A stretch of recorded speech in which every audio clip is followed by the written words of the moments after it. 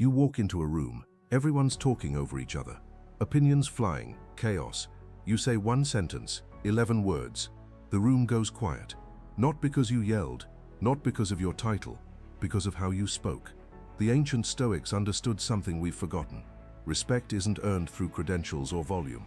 It's commanded through precise language delivered with unshakable calm. Today, I'm going to show you 3 sentences that instantly shift how people perceive you. Not manipulation, strategic clarity, the foundation. Before I give you the sentences, you need to understand why they work. Marcus Aurelius ruled the Roman Empire with a principle he wrote in his journal. Waste no more time arguing about what a good man should be. Be one. Most people try to convince others they deserve respect. They list accomplishments. They defend themselves. They explain why they should be taken seriously. This is backward. Respect flows to those who embody certainty without arrogance, who speak with authority that requires no justification, who command attention not by demanding it, but by deserving it. Seneca taught, "A gem cannot be polished without friction, nor a man perfected without trials." These 3 sentences are friction. They reveal character in the moment you use them. Let me show you exactly how. Sentence 1. Here's what matters. The first sentence reframes scattered conversations around priority. When discussions spiral into tangents, when people argue about details while missing the point, you say, "Here's what matters." Then you state the single most important issue. Nothing more. The Romans called this res principalis, identifying the principal thing. In the Forum, when debates became chaotic, the most respected senators didn't try to address every point. They identified the one thing that mattered most and drew all attention there. Watch what this sentence does. It doesn't ask permission to refocus the conversation. It doesn't say, "I think what matters is." It declares priority. "Here's what matters" carries what linguists call epistemic certainty. You're speaking from a position of clarity, not opinion. This triggers an automatic response in listeners. This person sees something I might be missing. 3 weeks ago, I was in a budget meeting that devolved into arguing about software subscriptions, office supplies, and travel policies. 40 minutes wasted on details. I waited for a breath, then said, "Here's what matters. Do we have enough to fund the product launch, or do we need to cut features?" That's the only decision that affects our Q3 goals. The room reset. Someone said, "You're right. Let's table the rest and answer that first." We made the decision in 10 minutes. Here's the key. You must actually identify what matters. This isn't a rhetorical trick. You need to genuinely see the priority others are missing. Before you use this sentence, ask yourself, what's the one thing that makes everything else irrelevant or easy? Once you know that, you earn the right to say, "Here's what matters." Epictetus taught his students, don't explain your philosophy, embody it. When you can cut through noise and identify the truth, you don't need to explain why people should respect you. Your clarity speaks for itself. Sentence 2. I've decided.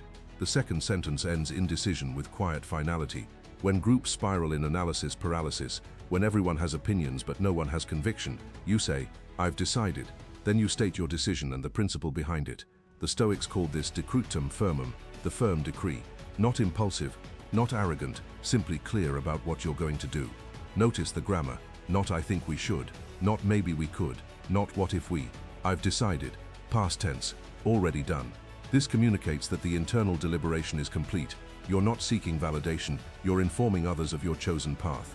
Marcus Aurelius wrote, "Waste no more time arguing what a good man should be. Be one." This sentence is the verbal embodiment of that principle. You finished arguing with yourself. Now you act. Last month, my team was stuck between 2 project approaches. Days of discussion. Everyone had valid concerns. No consensus. Finally, I said, "I've decided. We're going with the modular approach. Here's why. It's more expensive up front, but it gives us flexibility if requirements change. And in this market, flexibility matters more than initial cost savings." 2 things happened immediately. First, relief. People are exhausted by endless deliberation. A clear decision, even if not everyone's first choice, feels better than perpetual uncertainty. Second, the conversation shifted. We stopped debating which approach and started planning execution. The decision created momentum. Here's what makes this powerful. You're taking full responsibility. Not "we've decided," which diffuses accountability. I've decided. If it fails, it's on you. That courage commands respect. But, and this is critical, you must be willing to live with the consequences. Don't use this sentence, then blame others if things go wrong. Own it completely. Seneca warned, "Nothing is more honorable than a grateful heart." When you make decisions, you honor others' time by ending deliberation. You honor the project by choosing action over analysis. The sentence works because it demonstrates what the Stoics valued most: rational decision-making, followed by committed action. You're not being reckless. You've considered. Now you commit. Sentence 3. That doesn't work for me. The third sentence sets boundaries without explanation or apology. When someone makes a request that violates your principles or priorities, when pressure comes to do something that doesn't align with your values, you say that doesn't work for me. Full stop. No justification. No elaborate excuse. The Romans practiced integritas personae, personal integrity. Your boundaries aren't up for negotiation. They're not requests for understanding. They're simple statements of fact. Watch the precision of this language. Not "I don't think I can," which implies you might be convinced. Not "I'd rather not," which suggests preference rather than principle. That doesn't work for me. Definitive. Immovable. No room for manipulation. Epictetus, who went from slave to one of Rome's most influential teachers, taught, "Make the best use of what is in your power, and take the rest as it happens." Your boundaries are in your power. Defending them endlessly is not. I used to over-explain my NAs. I can't because I have this thing, and also I'm really busy, and maybe next month. Justifications that invited negotiation. Last week, someone asked me to take on a project that would derail my priorities. I felt the old urge to explain, to justify, to soften the NAs. Instead I said, "That doesn't work for me." Silence. They waited for more. I offered nothing. Finally, "Okay, I understand. Let me find someone else." That's it. No argument, no guilt trip, because the sentence communicates something crucial. This isn't personal. It's not that I don't like you. It's not that your request is invalid. It's simply incompatible with my commitments. Here's the difference this makes. When you justify boundaries, you're implying they're optional if the justification is insufficient. When you state them simply, you communicate they're fundamental. The Stoic doesn't defend every boundary. He has so few, only the essential ones, that each is non-negotiable. When you overcommit to everything, you have no credibility saying no. When you guard your priorities carefully, "That doesn't work for me" carries weight. Marcus Aurelius reminded himself, "You have power over your mind, not outside events. Realize this, and you will find strength." You don't control whether people accept your no. You control whether you hold your boundary. Integration. These three sentences work together as a system. Here's what matters. Establishes your ability to see clearly through complexity. People begin to trust your judgment. "I've decided." Demonstrates you can convert clarity into committed action. People begin to trust your leadership. "That doesn't work for me." Shows you protect what matters and reject what doesn't. People begin to trust your integrity.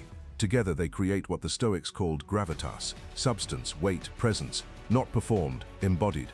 Last week, I watched these three sentences transform a difficult client conversation.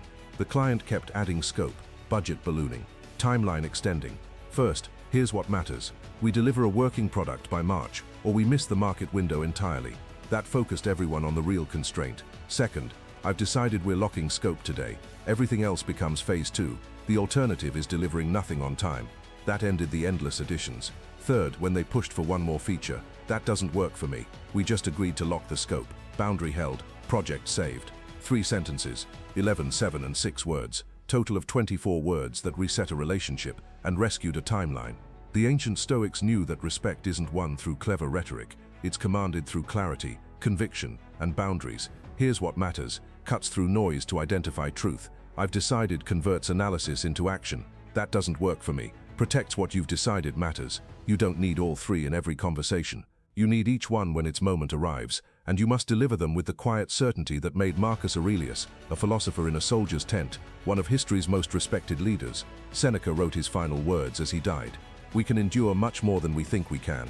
These 3 sentences help you endure less. They end unproductive conversations before they drain you. They establish clarity before confusion spreads. They protect boundaries before they're violated. So here's my question. Which of these 3 sentences do you most need to use this week? Drop a comment and let me know. If this resonated, subscribe to Stoic Forge.